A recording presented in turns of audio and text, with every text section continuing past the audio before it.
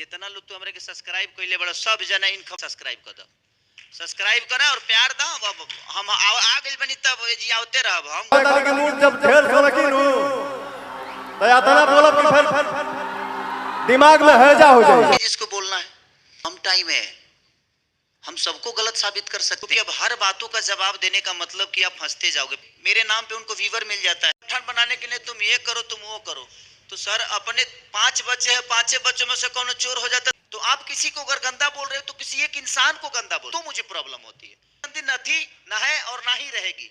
और सुपरस्टार का जन्मदिन गुजरल पवन भैया का, और हमारा बधाई ना दिला सैसन थोड़ी बजे वो दिन पैदा नहीं हम दिया लेके चलो तनी बाकी जनरेटर लेके चल का एक बात पवन भैया की खेसारी भैया घोड़वा का जनता की फिल्म है।